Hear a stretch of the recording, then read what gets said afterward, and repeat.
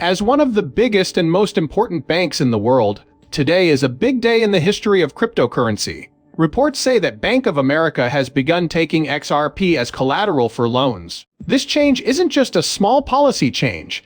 It's a big deal that shows how digital assets are becoming more accepted in traditional banking. The crypto community has been waiting for years for major financial institutions to start using cryptocurrencies. This is one of the clearest signs yet that cryptocurrencies, and XRP in particular, are definitely entering the future of money. Let's talk about what it means to accept XRP as loan collateral.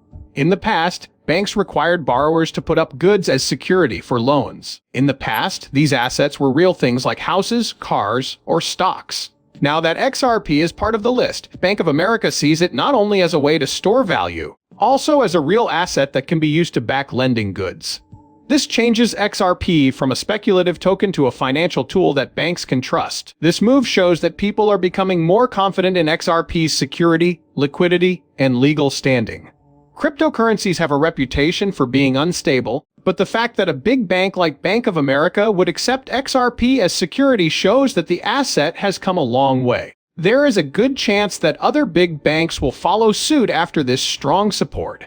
These are important votes of trust that both big and small investors will pay close attention to. Why does this matter to most investors? As RP becomes more widely used for lending, it could create a lot of liquidity and desire for the token.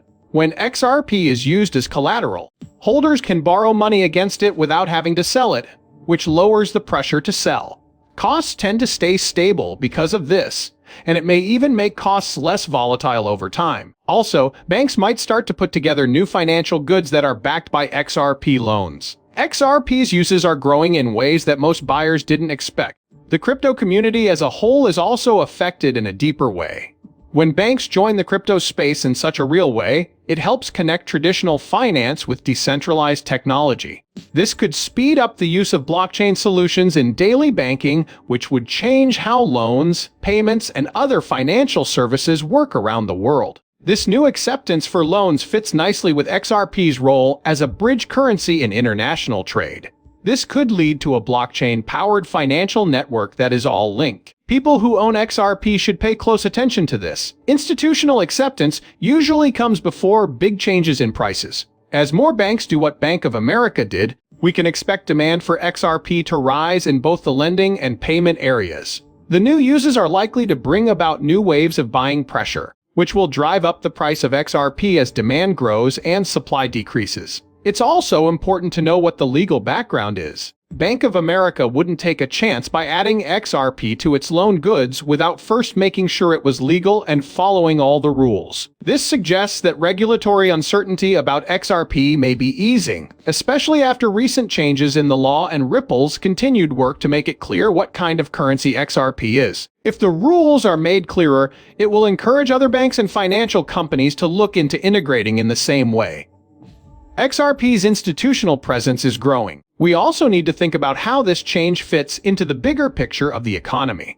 Concerns about global inflation, rising interest rates, and volatile traditional markets are making buyers look for other assets to add to their portfolios. As of now, XRP is the only choice for collateral. This could make it a good way to protect against traditional market risks, bringing in money from institutional investors looking for new ideas and safety.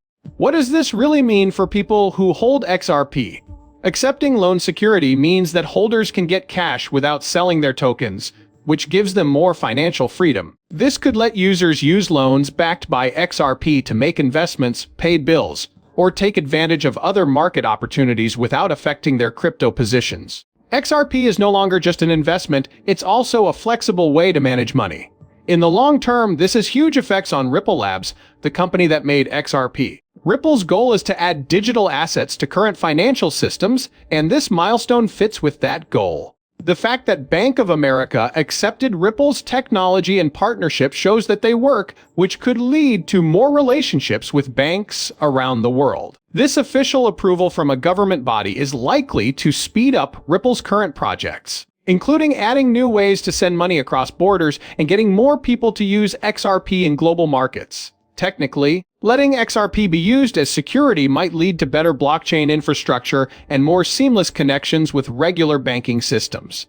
For these loan activities to go smoothly, banks and other financial institutions will need to be able to make transactions quickly, safely, and without any problems. This could lead to improvements in RippleNet and other systems related to XRP, which would make them more secure and scalable. We also can't forget about how it affects people's minds. When a huge bank like Bank of America officially supports XRP in such a big way, it sends a strong message to investors all over the world. People feel more confident and less skeptical, and this makes more people want to join the crypto space.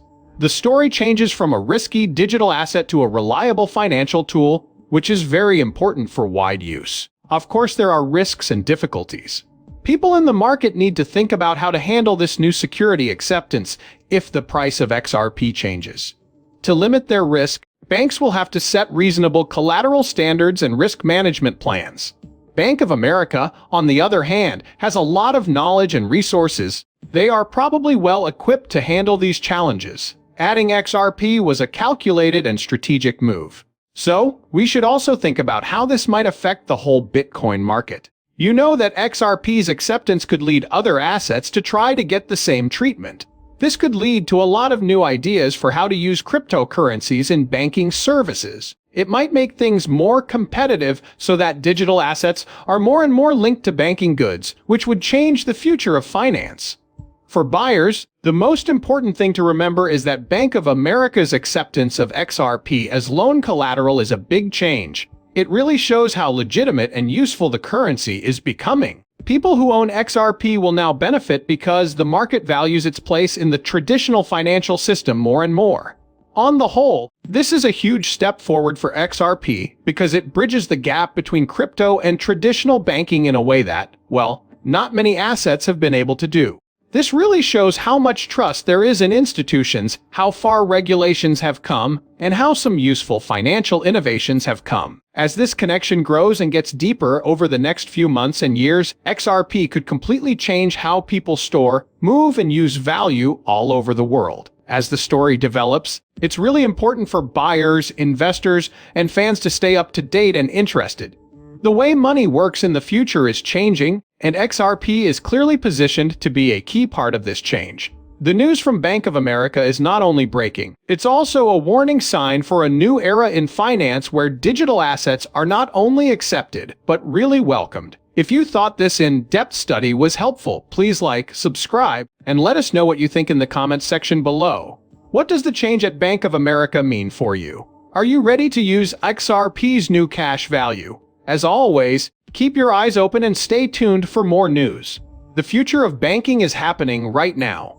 Please keep in mind that I am not a licensed financial planner. The information in these movies is only meant to be entertaining. Before making any financial decisions, I always tell my viewers to do their own study and talk to professionals. Thanks for listening. Do not forget to hit the follow button and give the video a thumbs up if you liked it. Also, make sure the alerts are on so you know right away when I post something new. In the next movie, I can't wait to catch up with you. Be careful.